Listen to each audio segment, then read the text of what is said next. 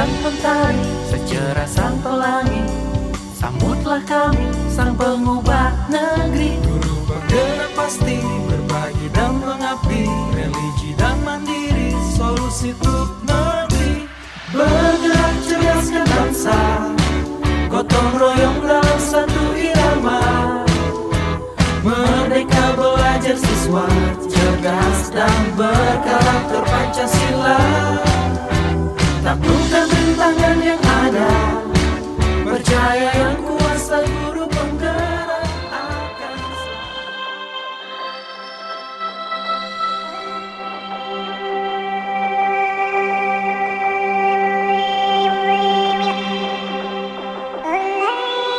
Assalamualaikum warahmatullahi wabarakatuh. Oke anak-anak, bagaimana kabarnya hari ini? Baik. Alhamdulillah, baik semuanya ya, sehat semuanya nggih? Sebelum kita mulai pembelajaran hari ini, siapa yang mau memimpin berdoa terlebih dahulu? Saya, Bu. Oke, silakan Muhajir dipimpin untuk berdoa dulu. Berdoa mulai. Bismillahirrahmanirrahim. Alhamdulillahi Rabbil Alamin. Ar-Rahmanir-Rahim. Maliki Yaumiddin. Iyyaka na'budu wa iyyaka nasta'in. Ihdinas siratal mustaqim. Siratal ladzina an'amta 'alaihim ghairil maghdubi 'alaihim waladdallin. Rabbighfirli wa liwalidayya wa lil mu'minina amin ya rabbal alamin. Alhamdulillah. Mudah-mudahan setelah berdoa nanti pembelajaran kita berjalan dengan lancar nggih. Oke anak-anak, sebelum dimulai pembelajaran hari ini saya absen dulu. Pada hari ini siapa yang tidak masuk? Niko saja? Kenapa Niko tidak masuk? Tanpa keterangan. Alasan? Alasan apa sakit? Alasan. Ada yang rumahnya dekat dengan Niko? Ya. Kenapa kok, kalau ditanyakan kenapa kok tidak masuk, ya kemana? Atau mungkin lagi sakit apa, tapi tidak izin ya. Tolong ya nanti dikonfirmasi ke rumahnya, nggih. Oke, terima kasih anak-anak. Jadi hari ini sebelum kita masuk pada materi IPA, perlu diketahui anak supaya nanti proses pembelajaran ini bisa lancar, kemudian next time juga bisa berjalan dengan lancar, maka perlu adanya suatu kesepakatan kelas dalam pembelajaran IPA. Kesepakatan ini nanti kalian buat ya, kita buat bersama-sama. Kalian tuliskan pembelajaran apa ya, model pembelajaran apa yang kalian inginkan. Tulis di sini supaya nanti pembelajaran sesuai dengan yang kalian inginkan, kemudian kalian bisa nyaman ya, bisa senang, nyaman, sehingga nanti kita pembelajaran enak ya. Kalian juga bisa gampang menerima konsep dari materi yang akan saya sampaikan. Ini akan saya bagikan satu anak satu, ditulis di stick note ini, kemudian setelah itu ditempelkan di papan ya.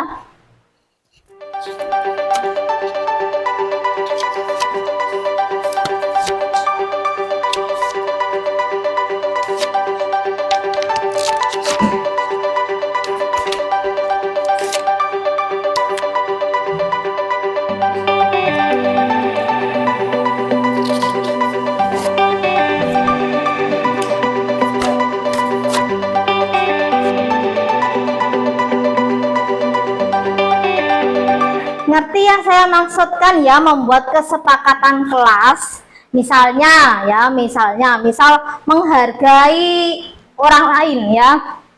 Jadi selama proses pembelajaran yang kalian harus lakukan adalah menghargai orang lain. Jadi nanti kalau misalnya ada temannya bertanya, temannya menjawab, tidak boleh diolok-olok.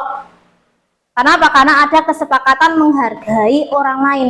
Jadi kita harus menghargai apa pendapat teman kita, apa yang dijawab teman kita ya. Paham ya? Nah ya, contoh yang lainnya silakan ditulis sesuai dengan keinginan kalian. Pengennya bagaimana sih kelas kita ini ketika melaksanakan proses pembelajaran? Oke, bisa dimulai dari sekarang. Silakan ditulis, kalau sudah selesai silakan ditempelkan ke depan.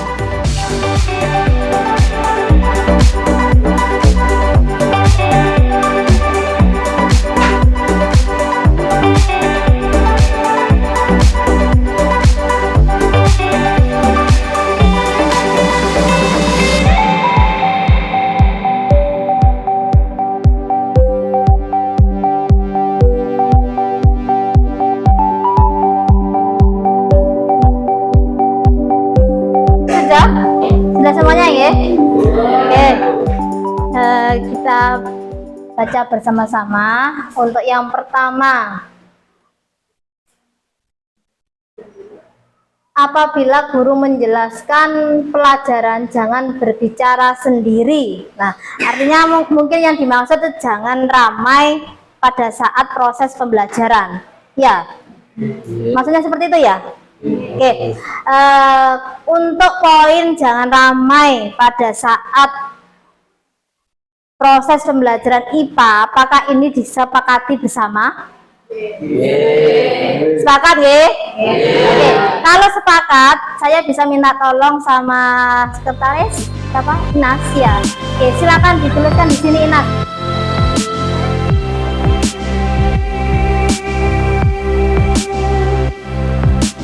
Poin 1. Nanti ada tanda tangan.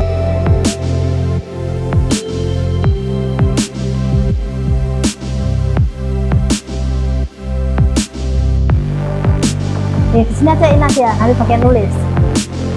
Selanjutnya ini sudah ya.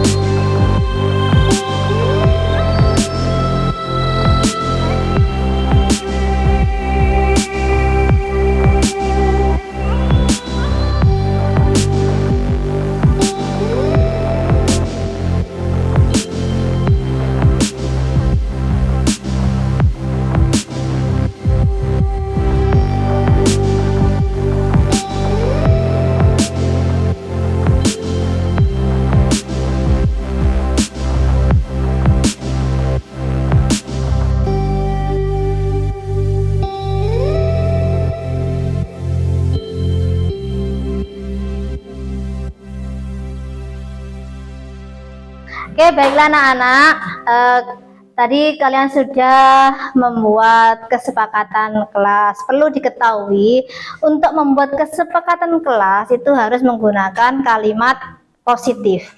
Nah, kita lihat dari nomor 1 sampai nomor 13 ini ada beberapa poin yang masih menggunakan kalimat negatif, seperti nomor 1 tidak boleh. Nah, ini kalimat negatif. Nah, ada kata-kata tidak boleh, dilarang, ini kalimat negatif. Kita rubah menjadi kalimat positif. Perhatikan poin 1, tidak boleh ramai pada saat proses pembelajaran. Ini bisa dimasukkan ke dalam poin 8 ya kan, menghargai atau menghormati orang lain ya kan. Jadi kalau menghargai, menghormati orang lain atau menghormati Bapak Ibu guru yang ada di depan, tidak boleh rame. Kemudian yang ketiga, tidak boleh tidur juga kan, artinya itu menghargai atau menghormati orang lain. Jadi nomor poin 1 sama poin 3 ini sudah masuk di poin menghargai, menghormati nih ya. Kemudian tidak boleh membaca buku lain saat pelajaran. Ini pun juga bisa masuk kan, termasuk menghargai kan ya? Ya.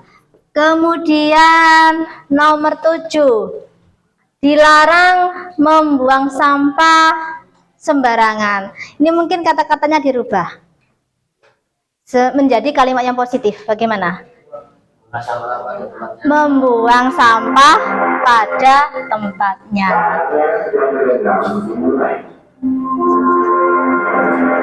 Nah, kemudian yang ke-10, tidak boleh bermain HP tanpa seizin guru. Ini pun juga termasuk dalam menghargai atau menghormati orang lain. Jadi sudah ya.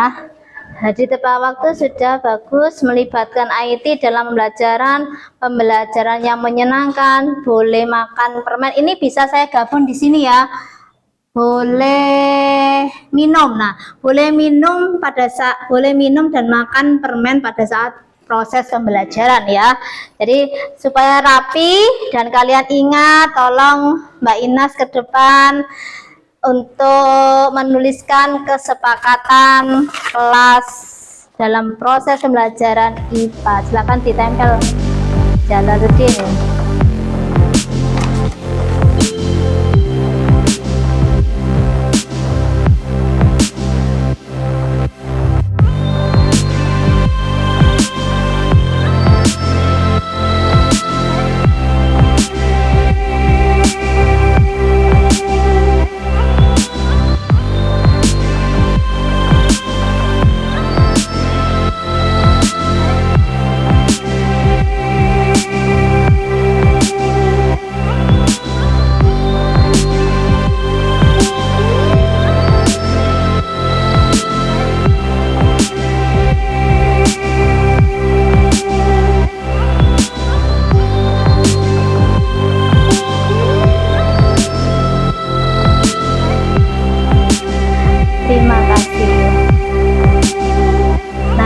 Perhatikan anak-anak, tadi ada 8 kesepakatan kelas 9D dalam proses pembelajaran ya, dalam proses pembelajaran IPA. Nah, sebagai bukti bahwa kita menyepakati kesepakatan ini, yaitu ada tanda tangan dari kalian. Ini sebagai bukti ya kalau kita sudah sepakat dan meyakini untuk menjalankan kesepakatan ini. Dimulai dari bisa berarti muhajir, silakan tanda tangan di bawah ini.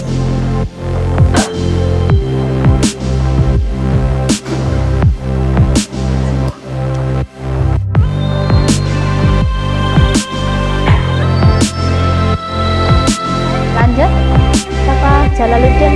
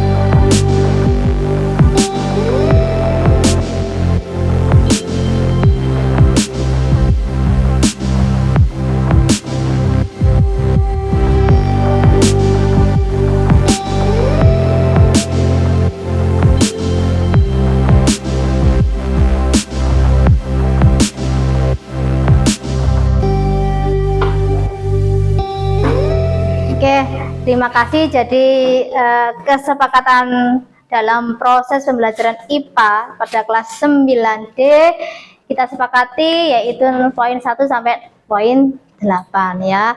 Jadi mulai hari ini kita laksanakan dengan ikhlas ya. Kemudian kita yakini bahwa ini kesepakatan kelas kita yang kita sepakati bersama. Oke, terima kasih.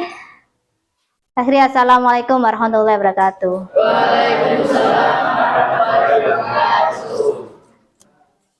Nanti tolong temui ibu guru saat istirahat di ruang guru ya. Baik Bu. Terima kasih. Sama-sama.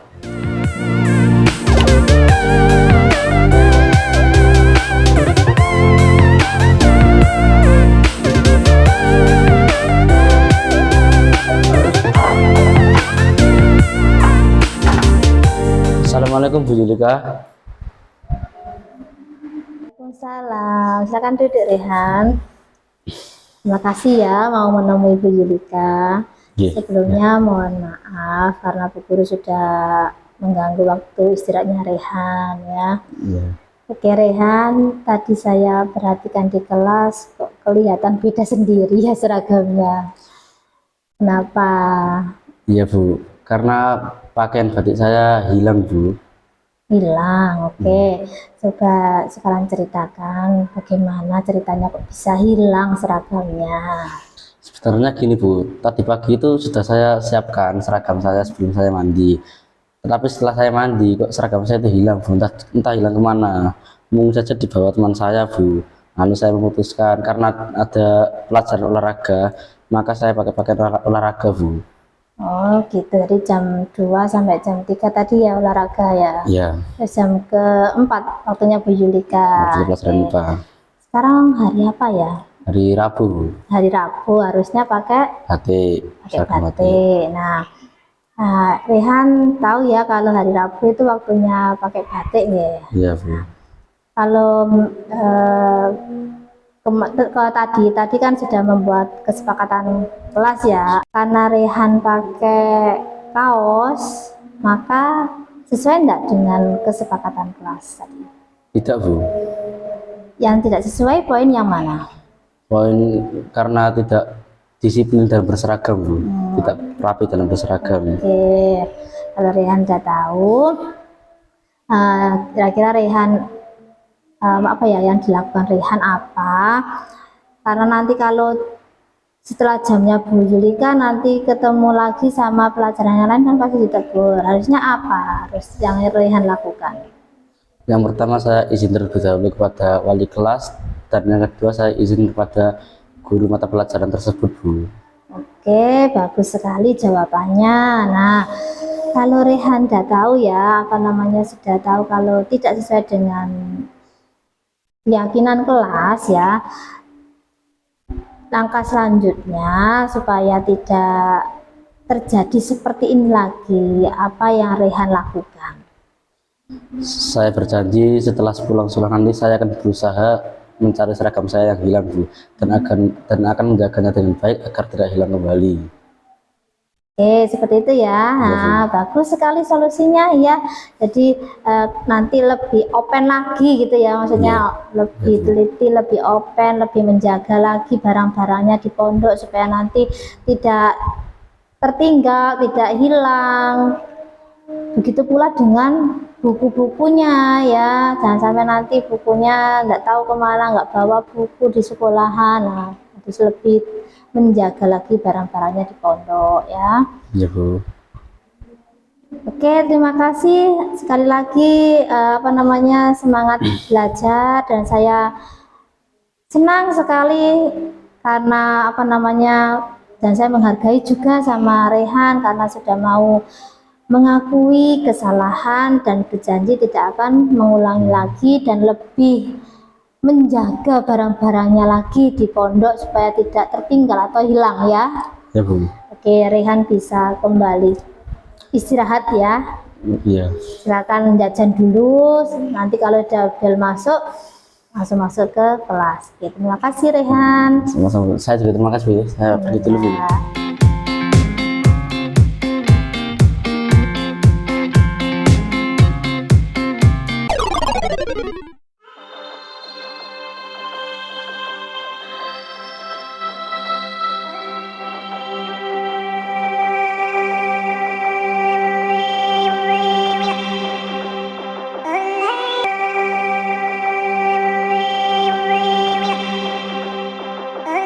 Bismillahirrahmanirrahim. Assalamualaikum warahmatullahi wabarakatuh. Hamdan wa syukurillah, la haula wala quwata illa billah. Kepada yang terhormat Bapak Kepala SMP Negeri 3 Sugio atau yang mewakili, Bapak Ibu guru dan karyawan SMP Negeri 3 Sugio yang saya hormati. Alhamdulillah, puji syukur kehadirat Allah Subhanahu wa Ta'ala yang telah melimpahkan rahmat dan hidayahnya kepada kita semua, sehingga pada siang hari ini kita bisa menghadiri acara diseminasi modul 1.4 budaya positif di sekolah oleh Ibu Yulika Fahmanti MPD, calon guru penggerak angkatan 7. Bapak Ibu yang terhormat, acara diseminasi modul 1.4 pada siang hari ini tersusun sebagai berikut. Yang pertama adalah pembukaan, yang kedua sambutan Bapak Kepala Sekolah, acara yang ketiga penyampaian materi budaya positif di sekolah, acara yang keempat tanya jawab, dan yang terakhir penutup. Baiklah Bapak Ibu yang terhormat, kita awali acara pada siang hari ini dengan bacaan umul kita. Al-Fatihah.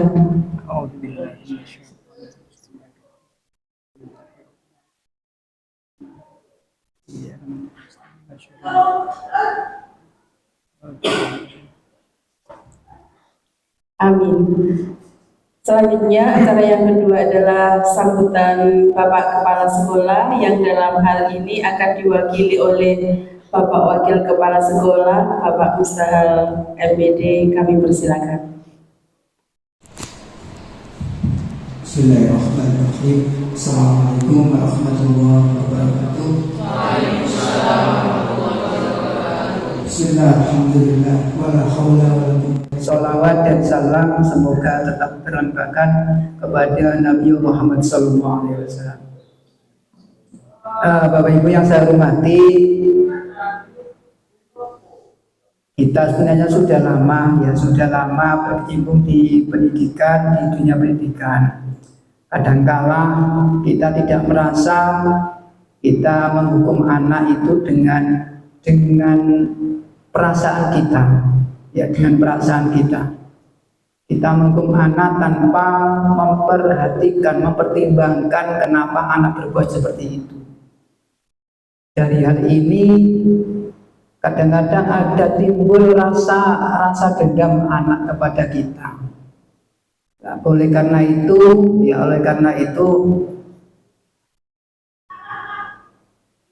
terkait dengan adanya reformasi pendidikan, ya mari kita bersama-sama untuk mengubah yang sekiranya menjadikan anak itu, ya, menjadikan anak takut, menjadikan anak terkekang. Mari kita ubah. Nah, kebetulan sekali di SMP 3 Sugio ini ada Bu Yulika, ya, ada Bu Yulika selaku calon guru penggerak angkatan ke-7. Nah, pas materi yang akan disampaikan ini terkait dengan budaya positif yang ada di sekolah. Ini luar biasa sekali. Ya. Mohon diikuti apa nanti yang akan disampaikan oleh Bu Yulika. Karena ini sesuatu yang baru, Bapak Ibu, ya.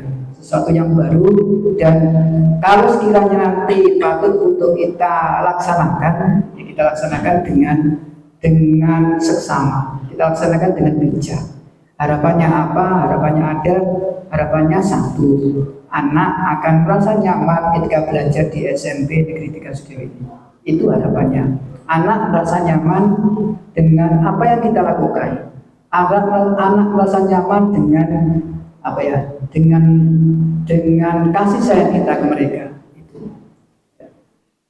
Sekali lagi terima kasih Bu Yulika ini sudah mau berdiseminasi.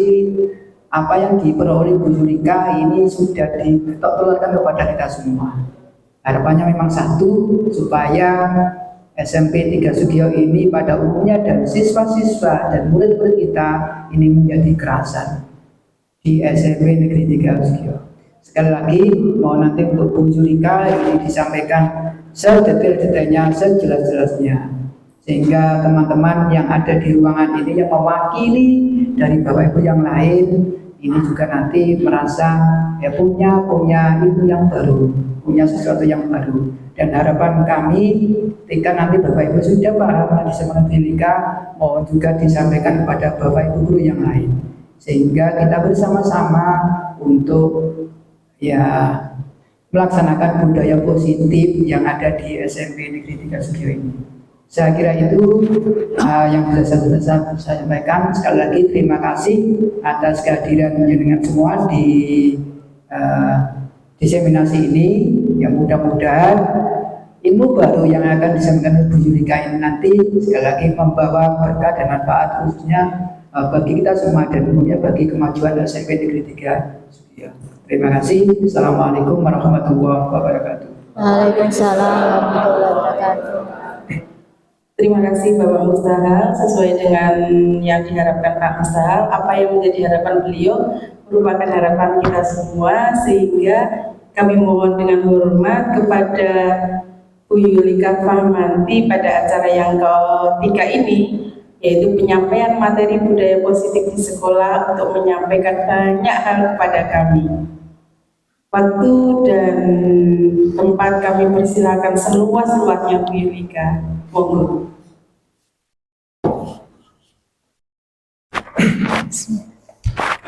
Assalamualaikum warahmatullahi wabarakatuh. Terima kasih atas kesempatan yang diberikan untuk saya mendiseminasikan modul 1.4 mengenai budaya positif.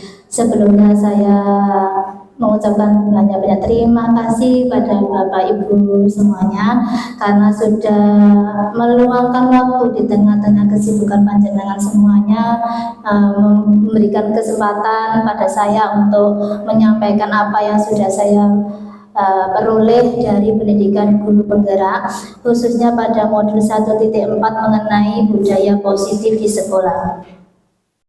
Sebelumnya ada pertanyaan pemantik terlebih dahulu Bapak Ibu.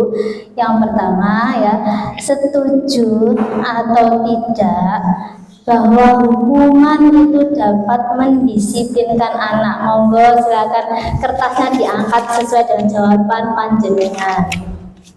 Setuju atau tidak bahwa hukuman itu dapat mendisiplinkan anak? Oke, bervariasi ya jawabannya, ada yang setuju, ada yang tidak. Lanjut pertanyaan yang kedua.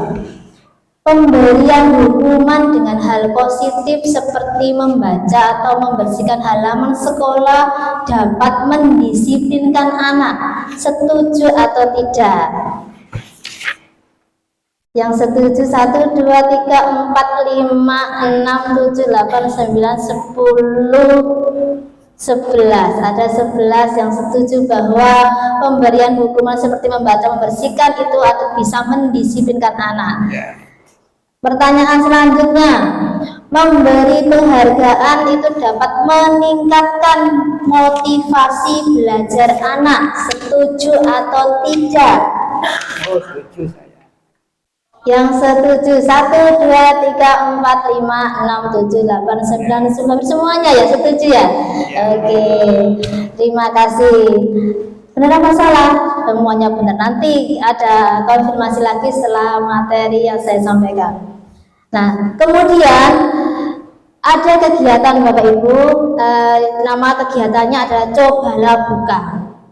Panjenengan nanti berpasangan ya. Apa yang dilakukan? Rekan yang pertama, yang A, tugasnya mengepalkan salah satu tangan, kemudian bayangkan bahwa yang dikepal itu salah satu barang yang berharga, yang sangat berharga, yang harus dijaga. Terserah panjenengan nanti disimpan di kepalan yang tangan kanan ataupun yang kiri, terserah panjenengan. Kemudian rekan yang B, tugasnya yaitu mencoba dengan segala cara untuk membuka kepalan tangan teman Anda. Boleh dengan cara membujuk, menghardik, mengintimidasi, memarahi, menggoda, menggelitik, bahkan menawari hadiah yang luar biasa untuk uang ya. agar rekan Anda itu bersedia membuka kepalan tangannya. Monggo. Silakan. Bayangkan bahwa Anda ini sedang memegang barang yang sangat berharga bagi kehidupan Anda yang harus panjenengan jaga. Silakan dipraktekkan ya.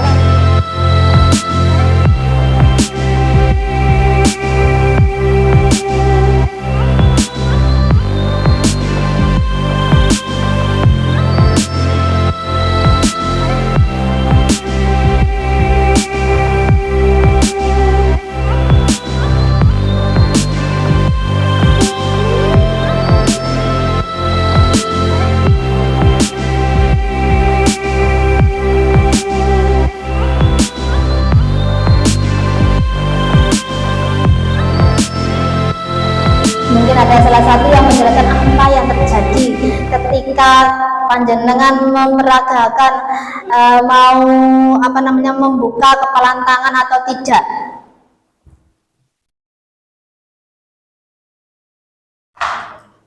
Monggo, siapa yang mau menjelaskan? Apakah misalkan tadi Pak Usman sama Pak Hilal ya, Pak Usman yang bagian mengepal tangan ya, apakah Pak Usman mau membuka atau tetap menutup kepalan tangan Pak Usman, dan mengapa, alasannya bagaimana? Tetap mengepal. Pak Usman tetap mempertahankan kepalan tangannya, nggih. Iya. Kenapa? Dengan alasan ada sesuatu yang sangat berharga yang tidak bisa saya berikan pada orang lain. Iya. Apa itu? Iya, jadi karena sangat berharganya sehingga Pak Usman ini mempertahankan tidak boleh dibuka, meskipun itu dengan rayuan Pak Hilal bagaimanapun caranya tetap dengan mempertahankan kepalan tangan. Bahkan tadi saya lihat siapa Bu Sofi sampai sweet ya, pakai sweet supaya siapa yang menang membuka tangan gitu ya. Intinya bagaimana Bapak Ibu? Panjenengan mempertahankan kepalan tangan atau membuka? Tetap mempertahankan karena itu adalah barang yang sangat berharga bagi Anda, sehingga dengan usaha apapun akan mempertahankan apa yang di tangan kita ya. Jadi sebenarnya siapa yang bisa mengontrol diri Anda? Diri kita sendiri. Yang mengontrol diri kita sendiri atau yang membujuk membuka tadi? Diri kita Ya, sendiri. yang bisa mengontrol diri kita adalah diri kita sendiri. Nah, hal ini mengarah pada perubahan paradigma teori kontrol atau teori pilihan. Pada awalnya ya, semula kita mempunyai ilusi bahwa ilusi ini guru mengontrol murid. Jadi guru bisa mengontrol murid, menyuruh apapun harus sesuai dengan keinginan guru. Ilusi bahwa semua penguatan positif, efektif, dan bermanfaat. Jadi semua yang dikatakan sama Bapak Ibu guru itu adalah merupakan penguatan positif dan bermanfaat bagi murid. Ilusi bahwa kritik dan membuat orang merasa bersalah dapat menguatkan karakter. Jadi misalkan Bapak Ibu guru pernah memberikan kritik atau saran, meskipun itu dengan kata-kata yang halus, nak, gara-gara kamu tangannya si Adit sampai berdarah sehingga kesakitan, nggak bisa nulis, akhirnya nggak sekolah. Hal itu kan dengan kata-kata yang lemah lembut ya, padahal itu bisa membuat si anak tersebut merasa bersalah dan ketakutan. Itu yang sering terjadi pada sekarang ya. Kemudian ilusi lagi yaitu bahwa orang dewasa memiliki hak untuk memaksa karena guru merasa sudah dewasa, lebih dewasa dari murid ya. Jadi seenaknya sendiri dengan kata-katanya sendiri, si murid harus bertingkah laku sesuai dengan keinginan guru. Itu ilusi awal ya. Nah, Padahal tadi panjenengan sudah mempraktekkan tentang kegiatan coba lakukan. Nah, di situ panjenengan sudah menjawab bahwa yang bisa mengontrol diri kita adalah kita sendiri. Hal ini menyebabkan ada miskonsepsi ya antara stimulus respon dengan teori kontrol atau pilihan. Untuk teori respon yang pertama, kita mencoba mengubah orang agar berpandangan sama dengan kita. Padahal itu belum tepat ya. Harusnya kita menggunakan teori kontrol bahwa kita berusaha memahami pandangan orang lain tentang dunia. Jadi kita yang berusaha untuk memahami mereka. Kemudian yang kedua, perilaku buruk dilihat sebagai suatu kesalahan. Semua murid yang melakukan kesalahan atau melakukan tindakan yang buruk itu dinilai salah. Padahal menurut teori kontrol, semua perilaku memiliki tujuan. Jadi banyak sekali misalnya ada beberapa anak yang nyelintut, tidak mengikuti pelajaran, keluar dari kelas. Itu mereka melakukan seperti itu mempunyai tujuan. Apa tujuan mereka? Itu yang harus kita cari. Kenapa? Kemudian orang lain bisa mengontrol saya. Tidak semudah itu. Siapa yang mau dikontrol? Ya kan? Kemudian yang saya bisa mengontrol orang lain. Yang akhirnya nanti imbasnya ada pemaksaan. Sesuai dengan teori kontrol, hanya Anda yang bisa mengontrol diri Anda. Anda tidak bisa mengontrol orang lain. Seperti hanya Pak Tahal, mungkin hanya bisa mengontrol Bapak Ibu guru mulai jam setengah 7 sampai jam 1. Selebihnya tidak bisa.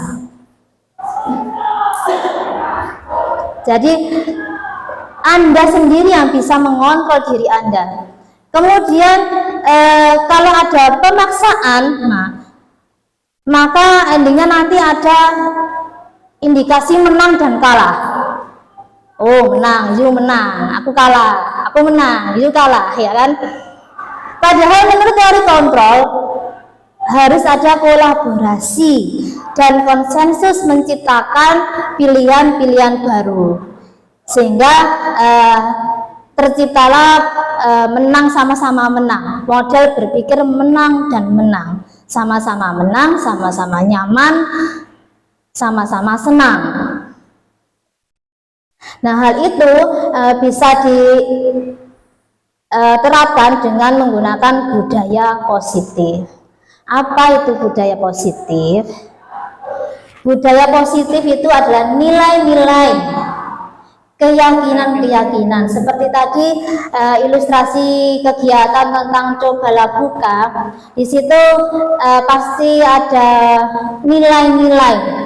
Mungkin ada yang mencoba dengan kata-kata yang lemah lembut, sopan santun, supaya temannya membuka kepalan tangannya. Nah, di situ mengandung nilai-nilai, keyakinan-keyakinan dan kebiasaan-kebiasaan di sekolah yang berpihak pada murid dapat berkembang menjadi pribadi yang sesuai dengan profil pelajar Pancasila.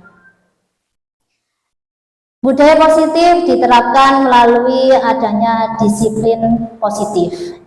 Sebelum ke disiplin positif, kita kaji dulu awal mula arti disiplin pada mulanya yang kita mengerti, yaitu budaya. Dalam budaya kita, disiplin sering dikaitkan dengan tata tertib, teratur, kepatuhan pada peraturan. Kemudian disiplin juga dimaknai menjadi suatu yang dilakukan seseorang pada orang lain untuk mendapatkan kepatuhan. Kita cenderung menghubungkan kata disiplin dengan ketidaknyamanan.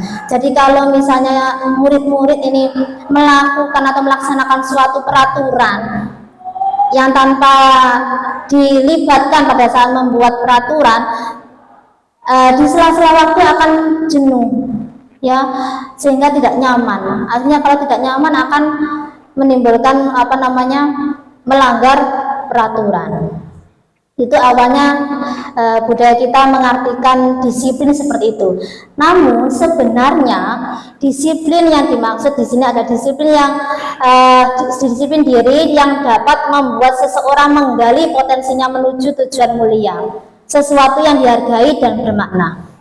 Disiplin diri juga mempelajari cara kita mengontrol diri, menguasai diri dan bertanggung jawab untuk memilih tindakan yang sesuai dengan kewajiban universal.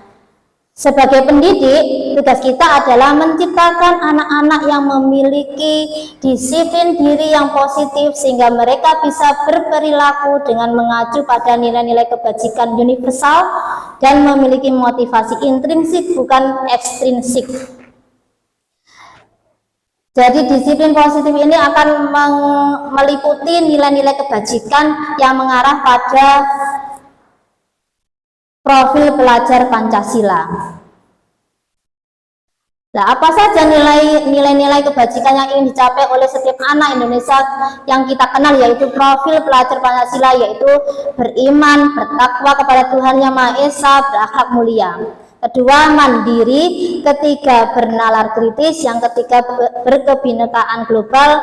Yang kelima, bergotong royong. Dan keenam, kreatif. Nah, dalam rangka menciptakan lingkungan yang positif, maka setiap warga sekolah dan pemangku kepentingan perlu saling mendukung, menghayati dan menerapkan nilai-nilai kebajikan yang telah disepakati bersama. Dalam penerapan nilai-nilai kebajikan ini perlu adanya disiplin diri yang tumbuh dari motivasi internal. Dan nanti motivasi internal ada kaitannya dengan kesepakatan yang diyakini.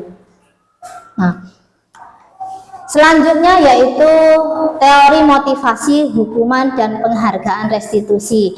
Jadi setelah adanya disiplin positif ya, disiplin positif mengandung nilai-nilai kebajikan.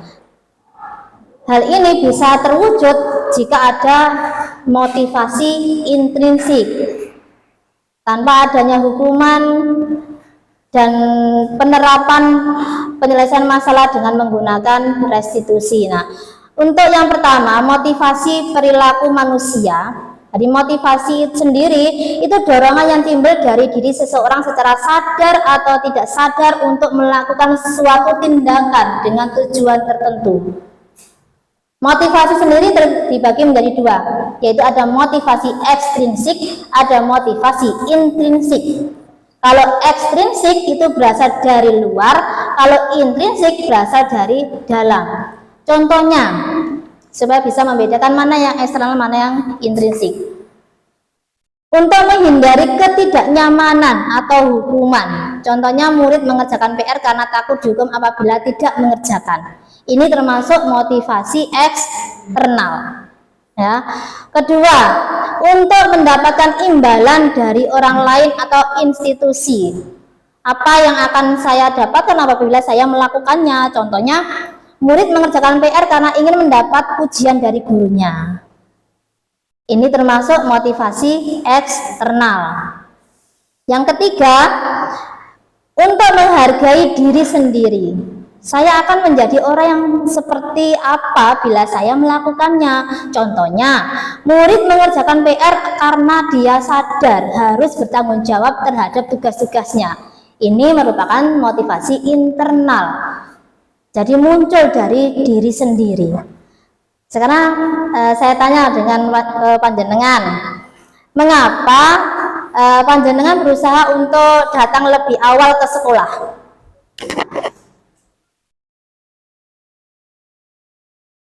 Mungkin ada alasan tertentu mengapa panjenengan ini harus datang lebih awal ke sekolah. Ya, tidak telat.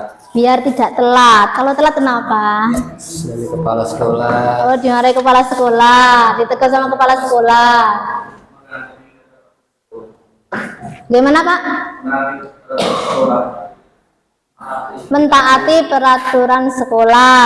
Biar bisa menyambut murid yang datang. Biar bisa menyambut Murid yang datang. murid yang datang. Ada lagi, Seperti jawabannya Pak Tain tadi ya, karena supaya tidak telat, supaya tidak ditegur oleh kepala sekolah untuk mentaati suatu peraturan. Apakah itu motivasi intrinsik atau ekstrinsik? Ekstrinsik. Iya, ekstrinsik ya, karena termotivasi untuk apa? Untuk menghindari ketidaknyamanan. Kemudian kalau bisa menyambut murid itu ekstrinsik apa intrinsik? Intrinsik. Bagaimana? Intrinsik. Kenapa intrinsik?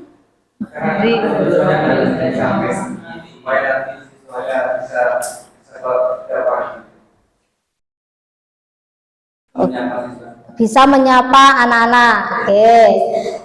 Atau misalnya gini, berangkat lebih awal supaya bisa mengontrol emosi.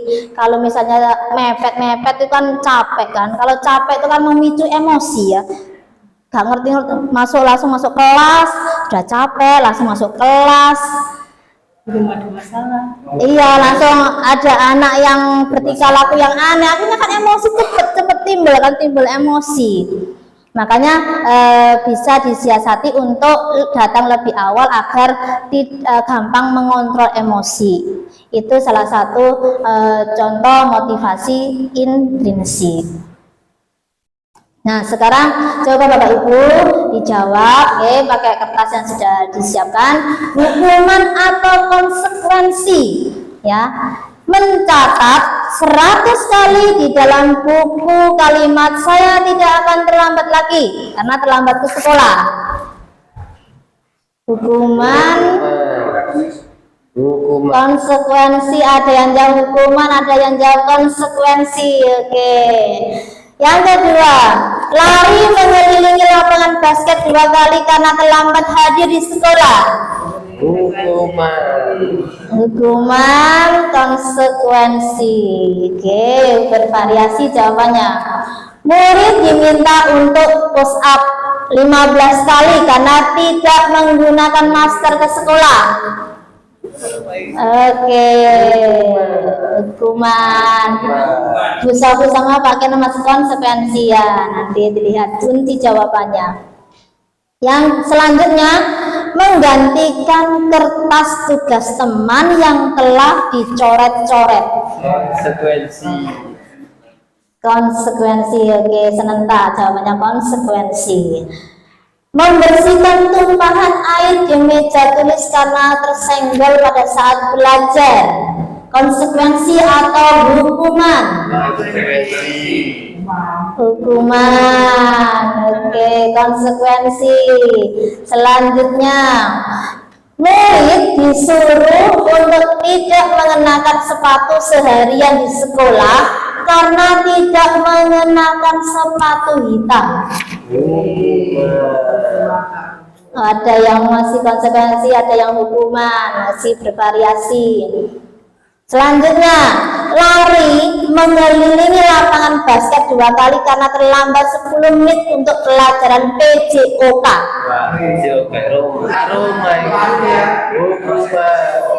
Oke, ada yang konsekuensi, ada yang hukuman. Kita lihat. Nah, mencatat 100 kali dalam buku kalimat saya tidak akan terlambat lagi itu merupakan hukuman ya. Dihukum karena terlambat sekolah, jadi disuruh menulis 100 kali. Lari mengelilingi lapangan basket 2 kali karena terlambat hadir di sekolah, itu juga hukuman. Murid diminta untuk push up 15 kali karena tidak menggunakan masker ke sekolah, itu juga hukuman. Menggantikan kertas tugas teman yang telah dicoret-coret karena bertanggung jawab ya, maka itu disebut dengan konsekuensi. Kemudian membersihkan tumpahan air di meja tulis karena tersenggol pada saat belajar, itu juga konsekuensi. Murid disuruh untuk tidak mengenakan sepatu seharian di sekolah karena tidak mengenakan sepatu hitam, itu adalah hukuman. Lari mengelilingi lapangan basket 2 kali karena terlambat 10 menit untuk pelajaran PJOK, itu adalah konsekuensi. Mungkin maksudnya ini lari mengelilingi lapangan basket 2 kali ini sudah menjadi suatu kesepakatan dengan guru mapel PJOK karena terkait dengan pelajaran PJOK. Nah, sebenarnya apa sih hukuman dan konsekuensi itu? Saat terjadi pelanggaran terhadap keyakinan kelas atau sekolah, tentu terjadi tindakan penegakan terhadap keyakinan kelas. Umumnya tindakan tersebut berupa hukuman atau konsekuensi. Sebenarnya hukuman itu bersifat menyakitkan, tidak nyaman, biasanya spontan dan membuat murid takut karena ada pemaksaan dan menyebabkan murid membenci dengan peraturan. Murid menjadi rendah diri dan akhirnya menyebabkan konsep diri menjadi buruk. Sedangkan konsekuensi yang bersifat mengontrol murid dengan penguatan positif, mendorong kepatuhan, murid akan menghormati peraturan dan bisa mewujudkan konsep diri lebih baik. Namun hukuman dan konsekuensi masih bersifat eksternal karena niatnya takut dengan hukuman, sehingga ini masih motivasi eksternal atau ekstrinsik. Nah, untuk supaya tadi kalau hukuman bisa menyebabkan konsep diri menjadi buruk, kalau konsekuensi itu bisa menyebabkan konsep diri menjadi lebih baik, tapi ini masih perlu dipantau. Nah, supaya bisa mewujudkan konsep diri menjadi positif atau lebih baik lagi, yaitu dengan cara restitusi. Restitusi di sini proses menciptakan kondisi bagi murid untuk memperbaiki kesalahan mereka, sehingga mereka bisa kembali pada kelompok mereka dengan karakter yang lebih kuat. Restitusi juga merupakan proses kolaboratif yang mengajarkan murid untuk mencari solusi untuk masalah mereka dan membantu murid berpikir tentang orang seperti apa yang mereka inginkan dan bagaimana mereka harus memperlakukan orang lain. Ini menurut Goshen 2004. Jadi restitusi di sini ada menjembatani anak untuk jujur, bersikap bijaksana, karena apa? Bertanggung jawab, berani mengakui kesalahan dan memberikan solusi sendiri apa yang harus dilakukan terhadap tindakan yang sudah dilakukan tadi. Bukan kita yang memutuskan, tapi mereka yang menyelesaikan masalah. Nah, ciri-ciri restitusi itu yang pertama, bukan untuk menebus kesalahan, namun untuk belajar dari kesalahan, memperbaiki hubungan, tawaran bukan paksaan. Restitusi menuntun untuk melihat ke dalam diri. Restitusi mencari kebutuhan dasar yang mendasari tindakan. Restitusi diri adalah cara yang paling baik. Restitusi fokus pada karakter, bukan tindakan. Restitusi fokus pada solusi. Restitusi mengembalikan murid yang berbuat salah pada kelompoknya. Jadi bisa memperbaiki karakter. Ya memang tidak mudah. Memang sesuatu budaya positif ini bukan sesuatu yang mudah, tidak bisa instan. Tapi sedikit demi sedikit kita bisa menerapkan di sekolah kita. Mudah-mudahan nanti anak-anak kita menjadi anak yang mempunyai nilai-nilai kebajikan universal sehingga terwujudnya profil pelajar Pancasila. Nah, perbedaan contoh kasus contohnya ya kasus tidak mengerjakan PR. Kalau hukuman, guru menghukum murid tersebut maju dan berdiri di depan kelas selama jam pelajaran. Ayo, karena kamu nggak mengerjakan PR, ayo ke depan, angkat satu kaki. Konsekuensi, kalau konsekuensi, guru memberikan konsekuensi yang telah disepakati, misalnya murid mengerjakan PR-nya saat jam istirahat. Ditanya apa konsekuensinya kalau misalnya tidak mengerjakan PR, anak bisa menjelaskan, menjawab, mengerjakan pada saat jam istirahat, itu konsekuensi. Tapi itu pun harus perlu pantauan. Kemudian kalau restitusi, guru menanyakan alasan tidak mengerjakan PR. Kenapa nggak mengerjakan PR? Kemudian dihubungkan dengan keyakinan kelas atau kesepakatan kelas yang dilanggar. Kemudian membantu murid bagaimana menyelesaikan masalah tersebut. Apa yang harus dilakukan ketika tidak sesuai dengan kesepakatan kelas. Nah, kemudian dihukum oleh penghargaan. Tadi ada pertanyaan apakah dengan memberikan penghargaan bisa mendisiplinkan anak. Nah, ternyata dengan adanya memberikan penghargaan itu ada pengaruh jangka pendek dan jangka panjang.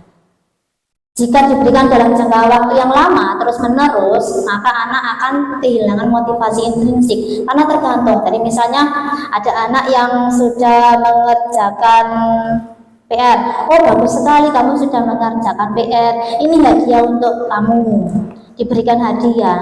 Akhirnya nanti suatu saat dia berpikir saya nggak akan mengerjakan PR, nggak dikasih hadiah lagi. Jadi tergantung.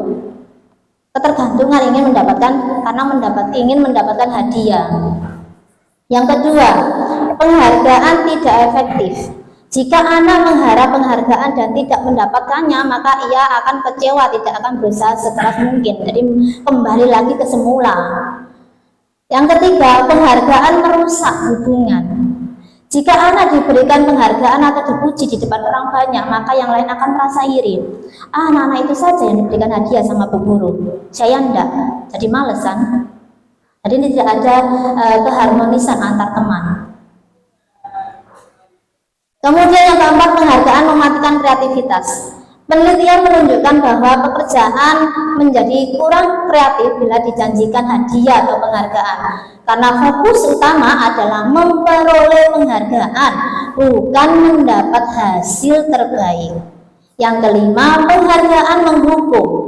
Penghargaan dalam tanda kutip menghukum mereka yang tidak mendapatkan penghargaan. Contoh sistem ranking. Anak yang mendapatkan ranking kedua akan merasa paling dihukum. Jadi sebenarnya penghargaan tuh ya sama halnya dengan menghukum. Jadi kalau kita sering memberikan hadiah, penghargaan itu sama halnya dengan menghukum, karena membuat mereka tergantung, kemudian mematikan kreativitas. Yang keenam, penghargaan mematikan motivasi intrinsik. Saat anak bangga dan gembira terhadap pencapaiannya, maka sebenarnya ia sudah mendapatkan penghargaan alamiah. Apabila kita memberikan penghargaan lain, maka kita akan mengambil kegembiraan alamiahnya saat itu dan mematikan motivasi intrinsiknya untuk terus-menerus mengeksplor pencapaiannya. Jadi anak hanya tujuannya untuk mendapatkan penghargaan, bukan timbul dari motivasi intrinsiknya, motivasi dari dirinya sendiri untuk melaksanakan suatu budaya yang positif. Nah, materi yang ketiga yaitu keyakinan kelas. Mengapa keyakinan kelas kok tidak peraturan kelas? Mengapa kita memiliki peraturan tentang penggunaan helm dan pada saat mengendari kendaraan bermotor? Itu untuk keselamatan ya. Kemudian yang kedua, mengapa kita memiliki peraturan tentang penggunaan masker dan mencuci tangan setiap saat? Jelas untuk kesehatan. Nah, sekarang kenapa kok keyakinan? Kok enggak peraturan? Kok harus istilahnya keyakinan? Nah, karena kalau keyakinan itu tadi saya jelaskan bahwa suatu keyakinan itu mengandung nilai-nilai kebajikan universal yang disepakati secara tersirat dan tersurat, jadi melibatkan semua masyarakat sekolah, tidak hanya beberapa pihak, tidak hanya salah satu pihak saja. Seseorang akan lebih tergerak dan bersemangat untuk menjalankan keyakinan daripada hanya sekedar mengikuti serangkaian peraturan tertulis tanpa ada makna. Nah, bagaimana pembentukan keyakinan kelas? Yang pertama, harus bersifat lebih abstrak daripada peraturan. Kemudian berupa pertanyaan-pertanyaan universal. kemudian dibuat dalam bentuk positif, hendaknya tidak terlalu banyak sehingga mudah diingat dipahami oleh murid, sesuai dengan kondisi kelas atau sekolah sehingga mudah diterapkan. Semua warga kelas atau sekolah dilibatkan dalam pembuatan keyakinan kelas. Jadi kata-katanya harus positif, kemudian bersifat memang keyakinan ya suatu peraturan, cuma lebih halus dan disepakati oleh semua warga sekolah. Jadi bersifat lebih abstrak daripada peraturan. Kemudian materi yang keempat, kebutuhan dasar manusia dan dunia berkualitas. Jadi sebenarnya tadi yang sudah saya sampaikan bahwa setiap anak, tingkah laku anak itu memiliki tujuan. Ngelindut dari kelas itu pun ada tujuannya, kenapa dia ngelindut. Mungkin ada salah satu kebutuhan dasar yang belum terpenuhi. Semua yang kita lakukan adalah usaha terbaik untuk mendapatkan apa yang kita inginkan. Ketika seorang murid melakukan suatu perbuatan yang bertentangan dengan nilai-nilai kebajikan atau melanggar peraturan, sebenarnya dikarenakan mereka gagal memenuhi kebutuhan dasar mereka. Apa saja kebutuhan dasar itu? Yang pertama yaitu bertahan hidup. Untuk kebutuhan dasar bertahan hidup itu meliputi keselamatan, keamanan, kesehatan, memiliki keturunan. Yang kedua, kebutuhan dasar cinta kasih atau diterima, yang meliputi keintiman, keanggotaan, keterhubungan, kemudian yang ketiga kebutuhan dasar kesenangan yang meliputi hiburan, kegembiraan, tawa, belajar. Kemudian kebutuhan dasar penguasaan yang meliputi kontrol, prestasi, kompetisi, pengaruh. Dan kebutuhan dasar kebebasan yang meliputi kemerdekaan, mobilitas, pilihan, kreativitas. Nah, kita kaji satu persatu. Kebutuhan bertahan hidup, yaitu kebutuhan yang bersifat fisiologis untuk bertahan hidup, misalnya kesehatan, rumah, dan makanan. Kebutuhan biologis adalah sebagai bagian dari proses reproduksi, termasuk kebutuhan untuk tetap bertahan hidup. Kemudian kebutuhan kasih sayang dan rasa diterima, yaitu kebutuhan untuk disayangi dan diterima meliputi kebutuhan akan hubungan dan koneksi sosial. Kemudian penguasaan, yaitu kebutuhan ini berhubungan dengan kekuatan untuk mencapai sesuatu, menjadi kompeten, menjadi terampil, diakui atas prestasi. Jadi keinginan untuk dianggap berharga. Kemudian kebebasan, yaitu kebutuhan untuk bebas, kebutuhan akan kemandirian, otonomi, memiliki pilihan dan mampu mengendalikan arah hidup seseorang. Anak-anak dengan kebutuhan kebebasan yang tinggi menginginkan pilihan. Mereka perlu banyak gerak, suka coba-coba, penasaran. Ya, jadi anak-anak kita itu memang rasa ingin tahunya luar biasa. Kemudian kesenangan adalah kebutuhan untuk mencari kesenangan, bermain, dan tertawa. Anak-anak dengan kebutuhan dasar kesenangan yang tinggi biasanya ingin menikmati apa yang dilakukan.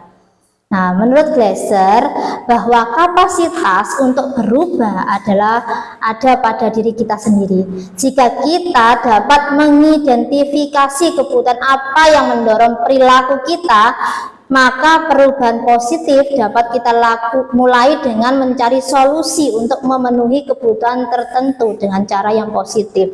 Jadi sebenarnya anak-anak kita yang berperilaku yang aneh atau dalam tanda kutip tidak sesuai dengan kesepakatan kelas itu karena ada salah satu kebutuhan dasar yang belum terpenuhi. Jadi tugas kita adalah bagaimana cara kita untuk memenuhi kebutuhan dasar mereka, memfasilitasi kebutuhan mereka. Selanjutnya sesuai dengan kita sebagai pendidik dalam menangani anak-anak ada 5 posisi kontrol. Yang pertama yaitu penghukum, pembuat rasa bersalah, teman, pemantau, manajer. Dari kelima posisi kontrol ini, kira-kira lebih banyak mana Bapak Ibu? Posisi Bapak Ibu lebih banyak yang mana? Yang penghukum, pembuat rasa bersalah, teman, pemantau, atau manajer? Teman. Ada yang penghukum. Harusnya teman. Ada lagi? Pembuat rasa bersalah. Tadi yang sering kita lakukan penghukum, pembuat rasa bersalah, kemudian sebagai teman. Yang pemantau belum, manajer juga belum. Aku ini belum Nah, manajer. sebenarnya apa sih posisi kontrol untuk penghukum? Nah, posisi kontrol sebagai penghukum. Seorang penghukum bisa menggunakan hukuman fisik maupun verbal. Nah, fisik itu kan bisa dicubit atau dikaplok ya. Kalau verbal itu sebenarnya lebih tajam itu kalau verbal itu karena kata-kata itu sangat menusuk hati, sakit sekali. Pada posisi ini senantiasa mengatakan bahwa sekolah memerlukan sistem atau alat yang dapat lebih menekan murid-murid lebih dalam lagi. Nah, guru-guru yang menerapkan posisi penghukum akan selalu berkata, kamu itu selalu saja salah, pasti selalu yang terakhir selesai. Jadi pasti selalu yang terakhir selesai. Mesti arah itu, mesti memakai, ya kan, seperti itu. Itu verbal. Nah, ciri-ciri dan dampak posisi kontrol penghukum, ciri-cirinya nada suaranya tinggi, bahasa tubuh, mata melotot, jari menunjuk-nunjuk, menghardik, ya. Anak tidak memiliki kesempatan untuk memberi alasan, hanya takut, saking tunjuk-tunjuk melotot, siapa sih wani, ya kan? Kemudian hasilnya murid akan marah. Marahnya bukan kok langsung marah di depan gurunya, tapi marah dalam hati, ingin memberontak, kecewa, dan bisa menimbulkan dendam. Oh, kapan yo guru pensiun? Dan membenci guru tersebut. Guru seperti ini senantiasa percaya hanya ada satu cara agar pembelajaran bisa berhasil, yaitu dengan caranya dia. Ya, yang kedua, posisi kontrol pembuat rasa bersalah. Pada posisi ini biasanya guru bersuara lembut. Pembuat merasa bersalah akan menggunakan keheningan untuk membuat orang lain merasa tidak nyaman, bersalah, atau rendah diri. Kata-kata yang sering diucapkan, ibu kecewa sekali dengan kamu, saking lemah lembutnya. Berapa kali bapak harus memberitahu kamu ya? Gimana coba kalau orang tua kamu tahu bahwa kamu itu berbuat seperti ini?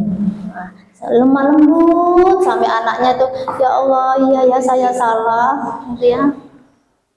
Nah, ciri-cirinya ada suaranya memelas. Oh, ini Bu Edi sekali ya, memelas, lemah lembut. Ya.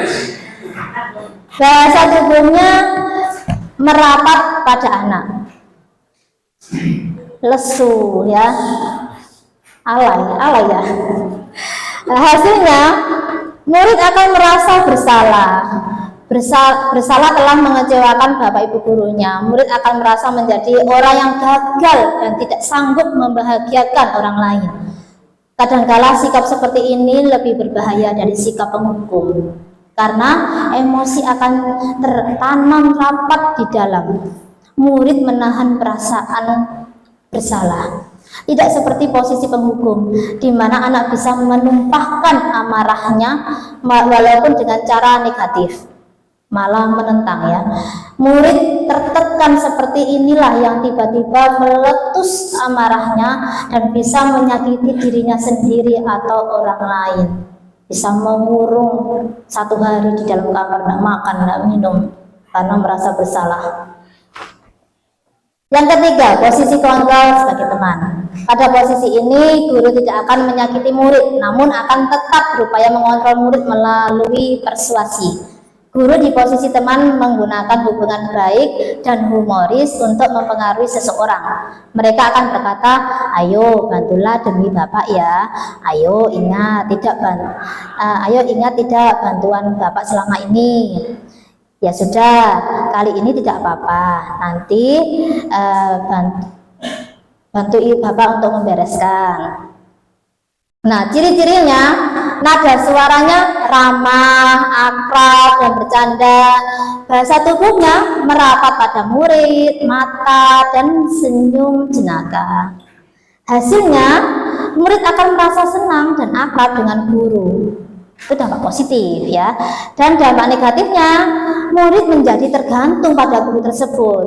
Hal lain mungkin timbul adalah murid hanya akan bertindak untuk guru tertentu dan tidak untuk guru lainnya.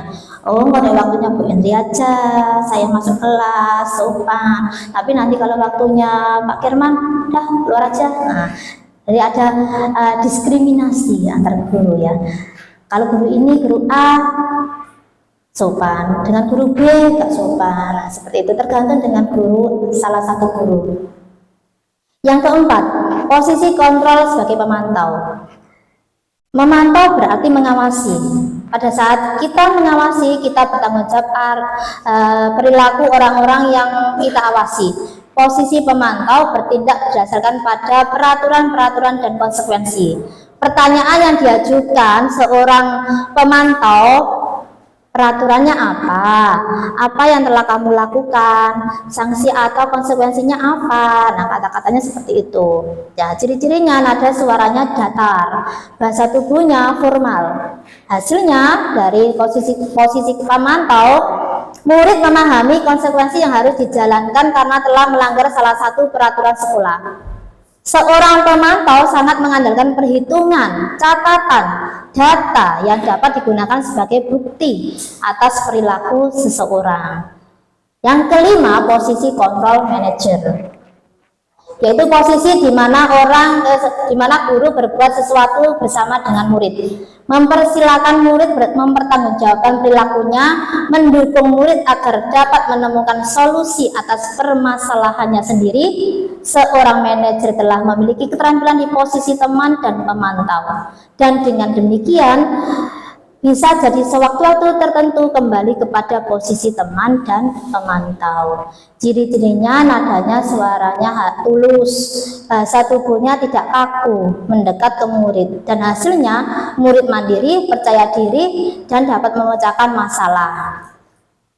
Nah, untuk lebih bisa membedakan 5 posisi kontrol, ada video tentang 5 posisi kontrol. Nanti setelah melihat video, panjenengan merefleksi dirinya sendiri, sebenarnya kita harus memposisi kontrol yang mana.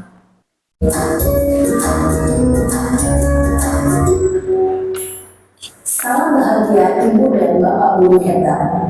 Dalam penerapan disiplin positif restitusi, salah satu program yang dikembangkan adalah 5 posisi kontrol. 5 posisi kontrol dalam restitusi adalah proses perjalanan seorang pendidik agar dapat mengenali dirinya. Pada video kali ini, kita akan membahas tentang 5 posisi kontrol yang dikembangkan oleh Diane Dawson dan contoh penerapannya.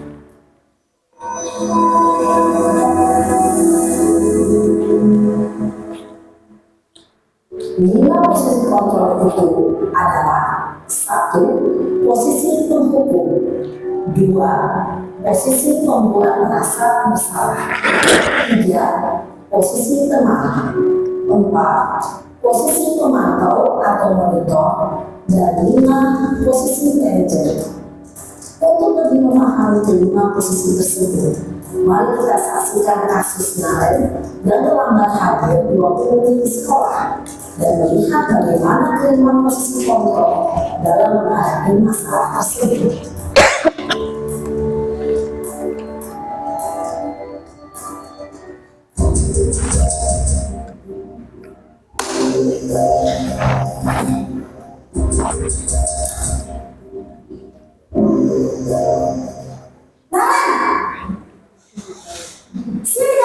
Cita kan ini. deh, pasti terlambat. Maaf Bu, saya Apa coba? Alasan kamu apa tadi? Kapan sih kamu tidak terlambat? Malas sekali ya kamu jadi anak. saya Dasar malas. Yang kapok-kapok sih kamu. Sudah berapa kali terlambat? Sana, kamu keliling lapangan basket 2 kali. kenapa saya harus bermain basket Bu? Kenapa? Kamu lawan ibu. Berani-beraninya jawab. Sudah terlambat, masih berani jawab pula. Sekarang, keliling lapangan basket 5 kali sekalian. Biar kapok. Cepat. Pergi sana ke lapangan basket. Posisi penghukum biasanya berbicara dengan nada tinggi, menghardik, menunjuk-nunjuk, menyakiti, dan menyindir. Hukuman bisa berupa fisik maupun psikis. Ibu dan bapak guru hebat. Dampak yang terjadi pada murid ketika guru berada pada posisi penghukum adalah murid cenderung akan memberontak, bahkan menyimpan dendam.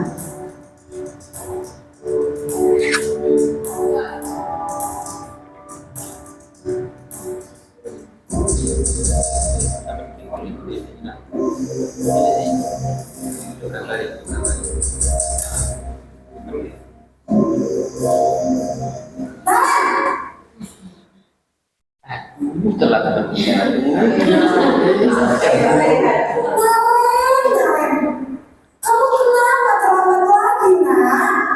Ya Tuhan, Naren. Kamu senang ya bikin ibu susah ya? Ya, terlambat lagi. Nanti ibu yang ditegur bapak kepala sekolah, nak. Disangka ibu tidak bisa membina kamu. Tuh, gimana ini? Maaf Bu, Duh, Gusti Naren. Kamu suka ya kalau ibu ditegur bapak kepala sekolah? Terus, sekarang ibu harus tulis apa yang di buku absen? Ini kamu sudah sering terlambat loh. Ibu harus apa coba? maaf Bu, maaf sekali. Ya sudah, lain kali jangan bikin ibu susah lagi ya nak ya. Ibu tidak akan kuat lagi kalau kamu begini terus. Bisa jantungan kalau ibu ditegur bapak kepala sekolah. Sana cepat ke kelas. Maaf ya Bu, maaf sekali. Posisi membuat rasa bersalah, berbicara dengan nada tenang, cenderung lembut, namun kata-kata yang diutarakan membuat murid merasa menjadi orang yang gagal, memandang buruk dirinya sendiri, merasa tidak berharga, dan tidak sanggup membahagiakan orang lain. Ketika guru mengambil posisi membuat rasa bersalah, murid akan menganggap dirinya yang bersalah dan ia akan menyimpan emosi negatif tersebut dalam dirinya.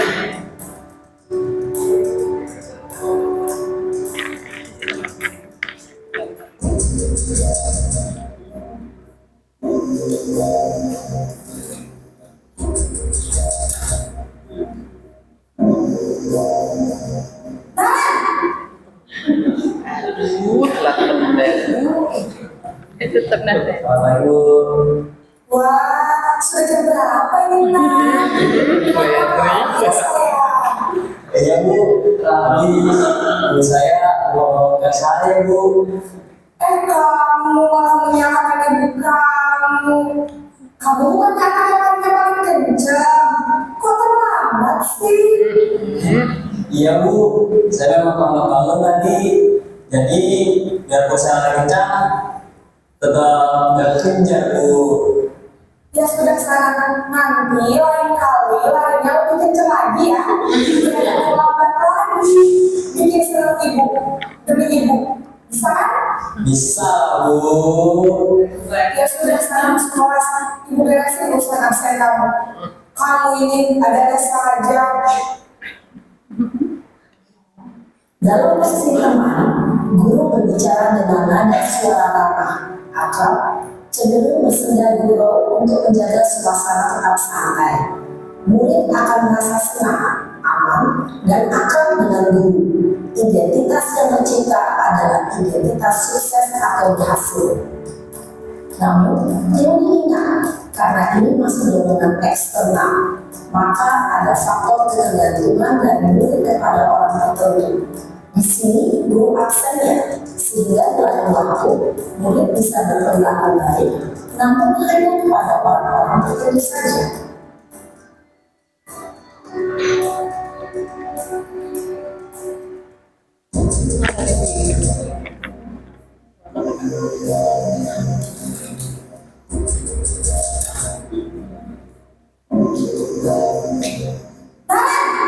Lanjut naik.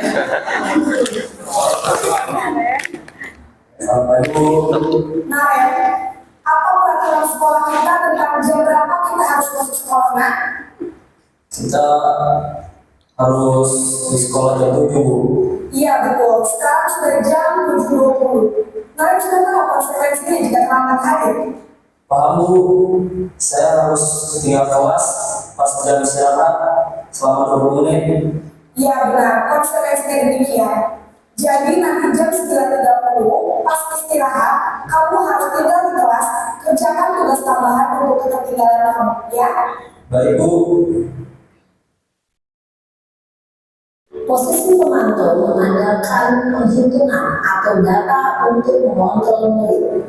Guru mengarahkan murid berdasarkan peraturan dan konsekuensi.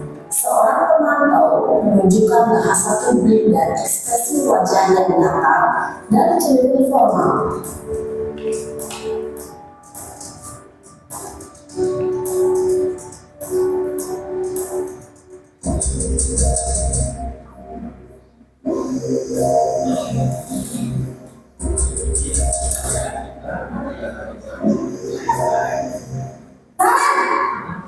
Lanjut naik.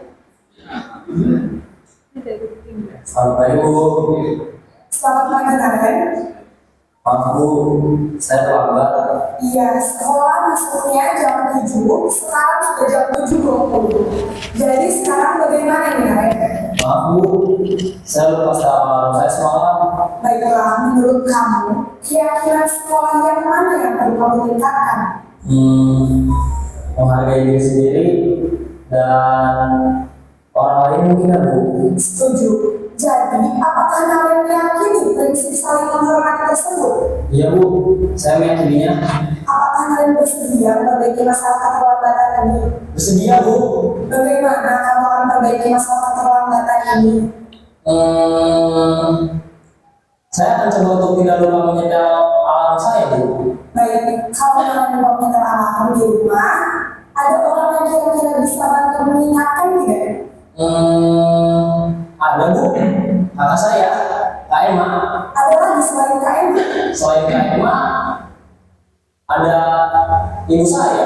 Baik, jadi yang mengingatkan kalian adalah Kak Emma dan ibu kamu ya? Kira-kira akan mulai setel alarm kapan nih kalian? Setelah pulang sekolah, akan segera saya lakukan. Baik, jadi kalian akan setel alarm untuk bangun besok pagi dan akan diingatkan oleh kakak dan ibunda kalian ya. Ada lagi yang mungkin perlu dilakukan kalian agar tidak terlambat bangun lagi. Tidak ada Bu. Baik kalian, terima kasih untuk kerjasama kamu. Sekarang kamu perlu kembali ke kelas untuk belajar. Baik Bu, terima kasih. Posisi manajer adalah posisi kontrol yang disarankan untuk membimbing murid memiliki sikap disiplin yang positif, yaitu murid yang mandiri, bertanggung jawab, dan dapat memecahkan masalah. Tujuan dari posisi ini adalah agar murid dapat berefleksi atas tindakannya. Guru akan dengan terus memberikan pertanyaan-pertanyaan bermakna, sehingga membuat murid dapat belajar dari kesalahannya dan mencari sebuah solusi untuk menyelesaikannya. Ibu dan Bapak guru yang baik, setelah mengamati adegan kelima posisi kontrol tadi, kira-kira posisi mana yang paling ideal? Posisi mana yang dapat menunjang motivasi intensif murid?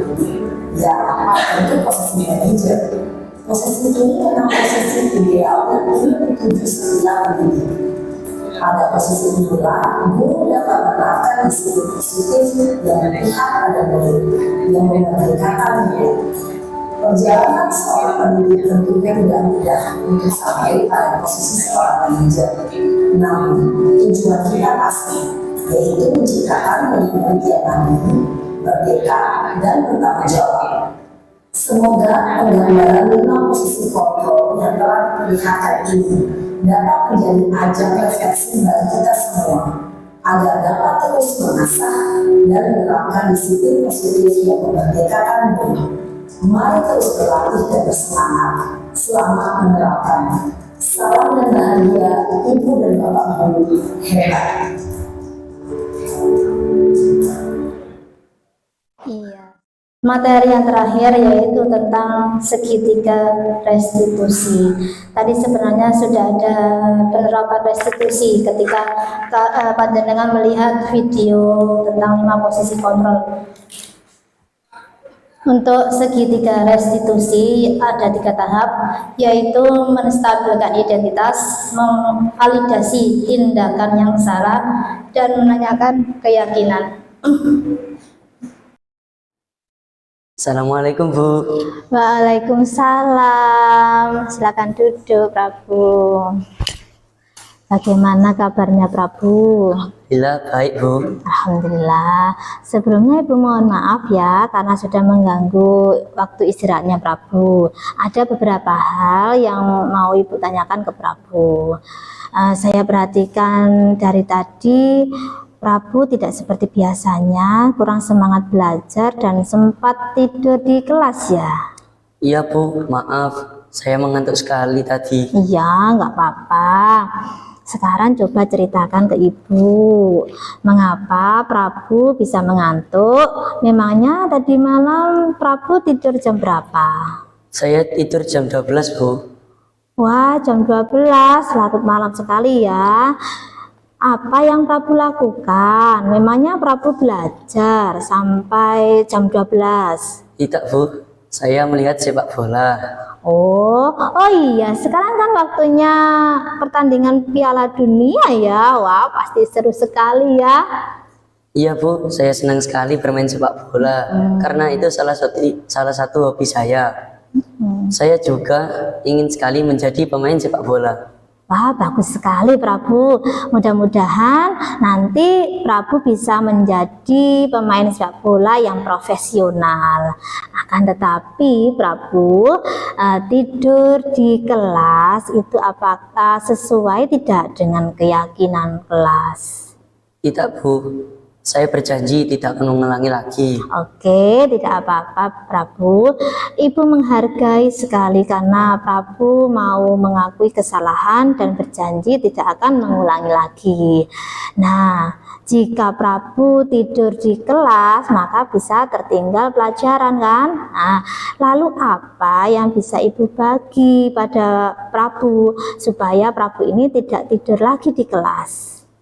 Saya akan lebih disiplin waktu lagi Bu, tidak akan melihat TV terlalu malam, dan lebih semangat lagi dalam belajar. Bagus sekali Prabu. Semoga keyakinan yang Prabu sampaikan tadi bisa Prabu laksanakan dan menjadi suatu kebiasaan yang positif. Nah, kemudian kalau di rumah kira-kira siapa ya yang bisa mengingatkan Prabu? Ayah dan ibu Bu. Oh, baiklah Prabu. Nah, jadi nanti Ibu akan menghubungi ayah dan ibu Prabu supaya mereka selalu mengingatkan pada Prabu untuk membagi waktu. Nah, jika nanti Prabu ini melihat TV terlalu malam ya, maka ayah dan ibu akan mengingatkan Prabu ya. Iya Bu, sekali lagi maaf ya Bu, dan terima kasih sudah menasehati Prabu. Ya, sama-sama Prabu. Tetap semangat belajar ya. Sekali lagi Ibu sangat menghargai Prabu karena Prabu ini sudah berani mengakui kesalahan dan berjanji akan memperbaikinya. Sekarang Prabu bisa istirahat ya, bermain sama teman-temannya karena belum ada bel masuk. Silakan istirahat dulu, Prabu. Assalamualaikum. Waalaikumsalam. Assalamualaikum warahmatullahi wabarakatuh. Perkenalkan, nama saya Muhammad Rabu Galang Asalafi. Dari kelas 8B, saya salah satu murid yang diajar oleh Bu Yulika. Perasaan saya setelah bertemu dan dinasihati oleh Bu Yulika, sangat lega dan senang. Saya menjadi sadar atas kesalahan yang saya buat dan tidak akan mengulanginya lagi. Terima kasih Bu Yulika. Sekian dari saya. Wassalamualaikum warahmatullahi wabarakatuh. Untuk menstabilkan identitas, bagian dasar dari segitiga bertujuan untuk mengubah identitas anak dari orang yang gagal karena melakukan kesalahan menjadi orang yang sukses. Anak yang melanggar peraturan karena sedang mencari perhatian adalah anak yang sedang mengalami kegagalan. Dia mencoba memenuhi kebutuhannya namun ada benturan. Kalau kita ingin ia menjadi reflektif, maka kita harus meyakinkan si anak dengan mengucapkan kalimat-kalimat berbuat salah itu tidak apa-apa. Tidak ada manusia yang sempurna. Kita bisa menyelesaikan ini, kamu berhak merasa begitu. Sedangkan untuk validasi tindakan yang salah, menurut teori kontrol semua tindakan manusia, baik buruk, pasti memiliki maksud dan tujuan tertentu. Seorang guru yang memahami teori kontrol pasti akan mengubah pandangannya dari teori stimulus respon ke berpikir proaktif yang mengenali tujuan dari setiap tindakan. Kalimat-kalimat di bawah ini yang biasa dipakai untuk memvalidasi tindakan yang salah, yaitu padahal kamu bisa melakukannya lebih buruk ya daripada ini. Kamu pasti punya alasan mengapa melakukan hal itu. Kamu patut bangga pada dirimu sendiri karena kamu telah melindungi sesuatu yang penting buatmu. Itu kata-kata yang biasa digunakan pada saat memvalidasi. Strategi ini menguntungkan bagi murid dan guru karena guru akan berada dalam posisi siswa. Dan karena itu akan memiliki perspektif yang berbeda. Nah, yang ketiga yaitu menanyakan keyakinan. Teori kontrol menyatakan bahwa kita pada dasarnya termotivasi secara internal. Ketika identitas sukses telah tercapai langkah 1 dan tingkah laku salah telah divalidasi pada langkah yang kedua, maka anak siap untuk dihubungkan dengan nilai-nilai yang dia percaya dan berpindah menjadi orang yang diinginkan. Nah, pertanyaan-pertanyaan di bawah ini menghubungkan keyakinan anak dengan keyakinan kelas atau keluarga atau sekolah. Biasanya dengan kata-kata apa yang kita percaya sebagai keyakinan kelas atau keluarga. Apa nilai-nilai umum yang telah kita sepakati? Apa bayangan kita tentang kelas yang ideal? Jadi anak-anak bisa menyelesaikan masalah sendiri. Penting untuk kita menanyakan ke anak, kehidupan seperti apa nantinya yang mereka inginkan. Apakah kamu ingin menjadi orang yang sukses, bertanggung jawab, atau bisa dipercaya? Kebanyakan anak akan mengatakan iya, tetapi mereka tidak tahu bagaimana caranya untuk menjadi orang yang seperti itu. Setelah anak sudah mendapat gambaran yang jelas tentang orang yang seperti apa yang mereka inginkan, guru dapat membantu anak-anak tetap fokus pada gambaran tersebut. Nah, mungkin demikian yang bisa saya sampaikan. Nanti mungkin pertanyaan kemudian refleksi ya, Bu Moderator. Mau saya kembalikan ke moderator. Terima kasih Bu Yulika. Kita beri aplaus dulu.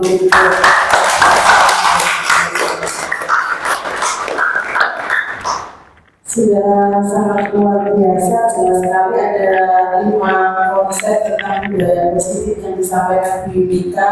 Ada konsep disiplin positif dan motivasi, itu yang meliputi makna disiplin positif, juga motivasi perilaku manusia, hukuman, konsekuensi, dan restitusi. Kemudian ada keyakinan kelas, ada 5 kebutuhan dasar manusia, 5 posisi kontrol, dan yang terakhir tadi segitiga restitusi. Bapak Ibu yang terhormat, walaupun itu sudah panjang dan lebar dan insya Allah sudah jelas, Tapi tetap untuk acara berikutnya adalah seri tanya jawab. Monggo Bapak Ibu yang masih belum jelas atau seri atau apapun disampaikan. Saya persilakan. Monggo yang pertama. Oke, bisa Sebelumnya terima kasih atas kesempatan yang diberikan. Alhamdulillah saya senang sekali bisa mendapatkan materi yang luar biasa pada siang hari ini dari Ibu Yulika Fahmanti. Ini merupakan hal baru bagi kami semua ya, Bapak Ibu guru. Yang pertama tadi saya melihat tentang keyakinan ya Bu Yulika. Ada kalimat semua warga kelas atau sekolah dilibatkan dalam pembuatan keyakinan. Yang pertama berkaitan dengan hal tersebut, apakah tidak sebaiknya untuk dibuat perwakilan dari wali kelas saja? Karena jika keyakinan kelas itu dibuat oleh setiap guru mapel, maka akan banyak sekali tempelan-tempelan keyakinan di kelas tersebut. Gitu. Terima kasih Bu Sofi, langsung bisa ditanggapi ya Bu Yulika. Langsung saja. Oke, terima kasih. Pertanyaan yang luar biasa sekali. Jadi sebenarnya boleh-boleh saja, sah-sah saja sih kalau misalnya membuat keyakinan kelas itu ada perwakilan diwakilkan oleh wali kelas dengan anak-anak. Namun alangkah lebih baiknya jika tetap membuat kesepakatan kelas dengan masing-masing Bapak Ibu guru mapel ya, bersama dengan anak-anak, karena kriteria mata pelajarannya kan berbeda-beda. Jadi mungkin sebaiknya tetap membuat kesepakatan kelas di setiap guru mapel. Nah, dari kesepakatan yang dibuat oleh setiap guru mapel itu kan ada beberapa poin yang sama. Nah, beberapa poin yang sama itu nanti bisa setelah dibuat kesepakatan kelas dengan guru-guru mapel, nah kemudian didiskusikan dengan wali kelas. Jadi murid dengan wali kelas mendiskusikan ada poin-poin yang sama, ada poin-poin yang beda sesuai dengan kriteria mata pelajarannya. Nah, setelah itu maka muncullah kesepakatan kelas dalam proses pembelajaran. Jadi tetap dibuat kesepakatan dengan setiap guru mapel, kemudian nanti didiskusikan dengan wali kelas sehingga nanti hasilnya bisa di-share ke semua guru mapel sehingga bisa terwujud suatu kesepakatan kelas dalam proses pembelajaran. Mungkin itu yang bisa saya jawab. Bagaimana? Jadi yang ditanyakan Bu Sofi tadi, apakah dalam satu kelas itu butuh keyakinan kelas per mapel begitu atau cukup diwakilkan sehingga menjadi kesepakatan kelas secara global? Oleh Bu Yulika ditanggapi bahwa mestinya tetap per mapel dulu, kemudian didiskusikan adanya keyakinan kelas secara utuh. Bagaimana Bu Sofi? Iya Bu. Baik. Saya juga sepakat itu Bu Yulika. Kemudian saya lanjutkan sedikit ya Bu Yulika. Itu harus berupa tempelan atau bisa dalam bentuk lain Bu?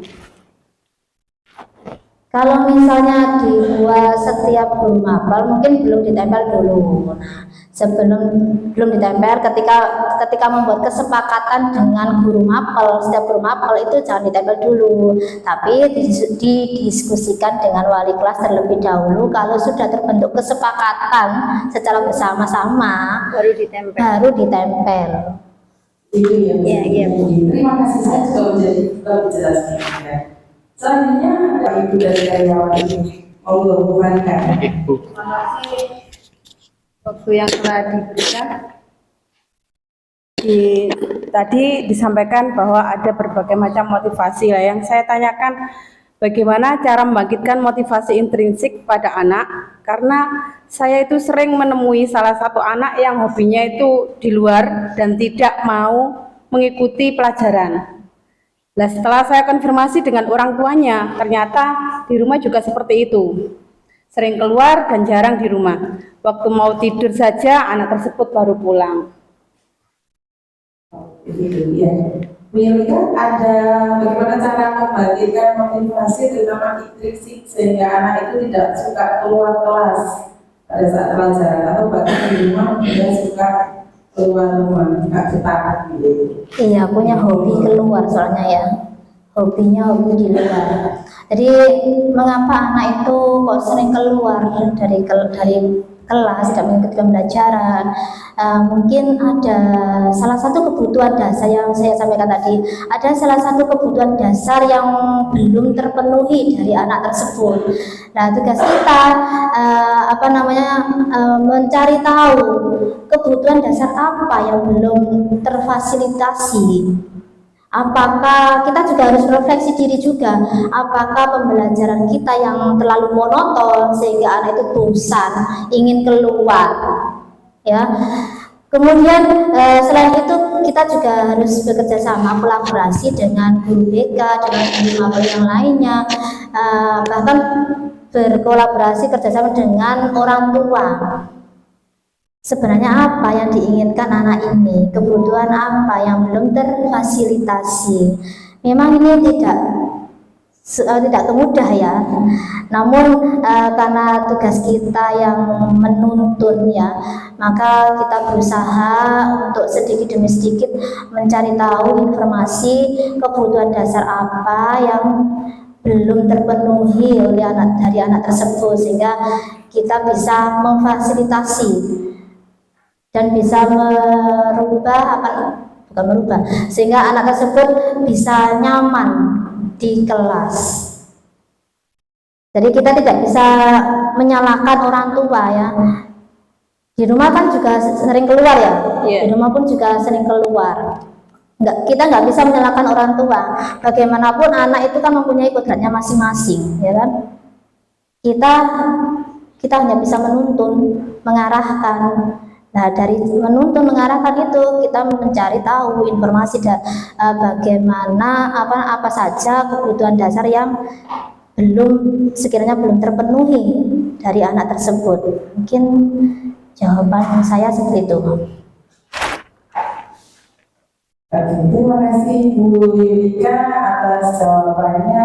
Jadi kesimpulannya itu bahwa kita itu harus berusaha tetap berkolaborasi antara semua unsur sekolah yang pada dasarnya anak ini yang dibutuhkan kita berusaha untuk memenuhi kebutuhan dasar dari siswa tersebut. Begitu bukan ada. Terima kasih. Dari Bapak Ibu yang lain ada lagi yang mau ditanyakan atau yang bisa mungkin sudah cukup? Refleksi. Jadi sebagai rangkaian dari tanya jawab untuk aku sebelum kita mulai pertemuan pada siang hari ini, kita refleksi dulu. Mohon perwakilan dari salah satu Bapak Ibu untuk merefleksikan kegiatan kita pada siang hari ini.